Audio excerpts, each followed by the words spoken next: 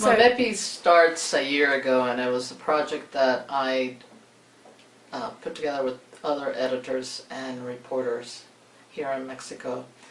After being here for 2.5 years as a night fellow, working inside newsrooms and training teams to do investigations, and I decided that in conversations with all these other editors that it would be good to have a group like us who promoted the creation of investigative teams inside newsrooms. There are some newspapers and television stations that do have, the bigger ones that do have teams, but sometimes things like databases are not used extensively. Tools like data crunching, maps, computer-assisted reporting, as we have it now, is not being is underutilized, and so that's one of our big mandates. I mean, the car that's used here is still the one where you search on Google and you pretty much search on the website. And a lot of academics are doing what we do, which is creating numbers out of data, crunching numbers. So our big focus is going to be working on that. That's one part of our mission. The other part is creating links between provincial newspapers in Mexico and Mexico City and foreign newspapers to sort of bring out the stories that are not being done. The other one is sort of creating also links between Mexican news journalists and Central American journalists. Some of the same things that are happening in Mexico are also happening in Central America. So it's more of a regional work, and the sort of learning by seeing, comparing notes, and sharing experiences. Okay, and so the article that you've just written for Mexico Weekly, if you could just give a little bit of background about how you reached the conclusions that you drew in the article. Well, we decided to look at media and violence and wanted to go beyond the anecdotal episodes that most of the foreign and Mexican media were using to sort of describe how difficult it was to work in certain provinces. And so we decided in May to put together a database of 11 cities that had historic presence of drug traffickers, and new ones. We didn't include all of them, and in hindsight probably we should have had 4 others in there. But 11 were pretty good to give us a sense of what was going on. We had a new one, which is Cuernavaca, very new. And Hidalgo also, Hidalgo State. So what we did is we had a team, a huge team, including interns and editors and correspondents that we just hired to send us sort of a narrative of what it was to be a journalist in those areas, to sort of get a sense and measure the story. And then after we had it all together, we had long discussions with experts trying to figure out how it worked, where it was going, what were the most important things about the press in Mexico, trying to describe this phenomena of violence and lack of reporting and how it's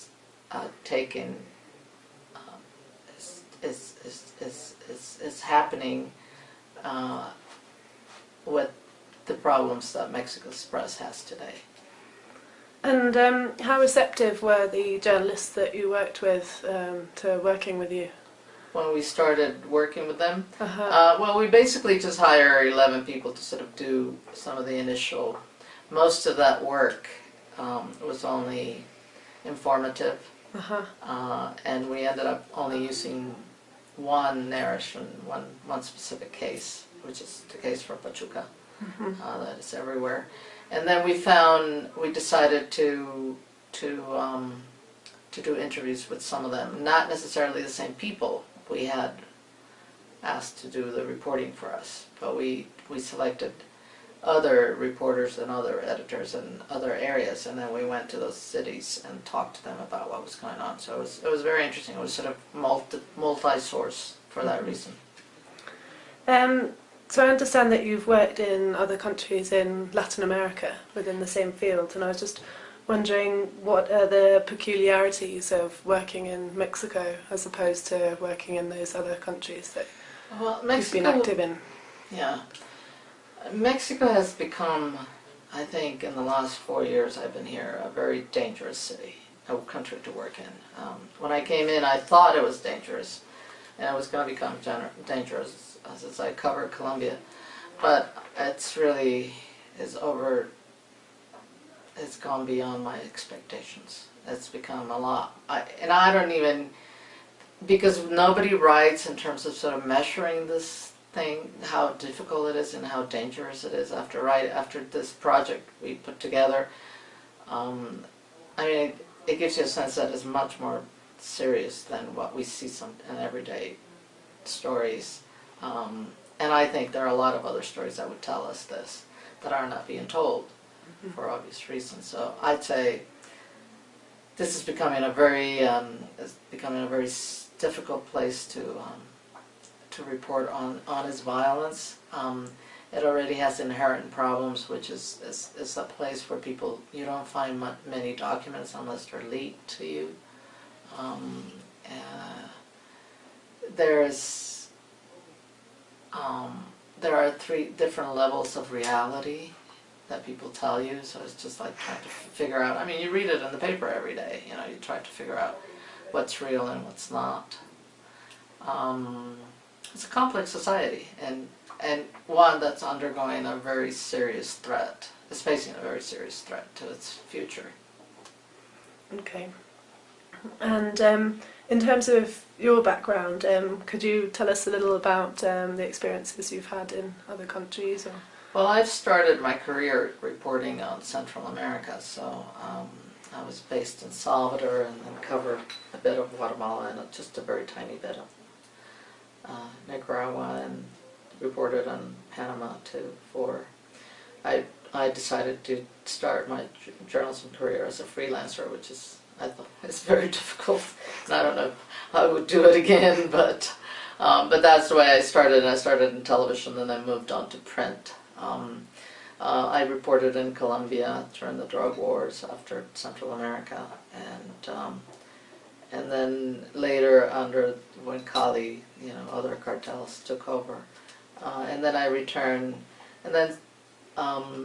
returned to the U.S. and worked in 2 newspapers, and then left daily journalism and became engaged in more investigative projects. So I worked for the Committee to Protect Journalists, looking at the murders of journalists in various countries, including the U.S., and then have been trying to do this project of, I think a lot of times, I don't believe, once I left daily journalism, I don't believe that a lot of stories can be covered by yourself, that you need to sort of have groups, teams looking at stories, and then also comparing notes between different countries, so that you notice what's going on in certain places and how they're being repeated in others. So for the longest time I thought Mexico was similar to Colombia. I've changed my mind now. I think it's a lot more difficult. It's a lot more complex. And I'm thinking of different countries that I can compare it to, but So in terms of the next few years, where do you see MEPI? I see MEPI becoming a regional organization that promotes specifically this type of journalism, which is understood differently in Latin America.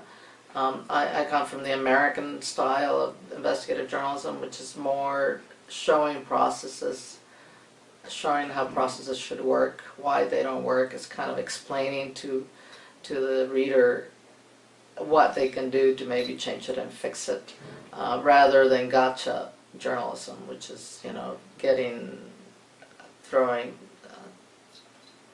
on the face of politicians or something. I mean, if you're lucky, you'll do that, but most likely, most of your life you're going to be just sort of doing the kind of reports like this report, which is very informative. I mean, it's something that people knew. We just put it in a different perspective, in a different light. And finally, does MEPI have any plans to target work in other countries, or is it just going to be based in Mexico?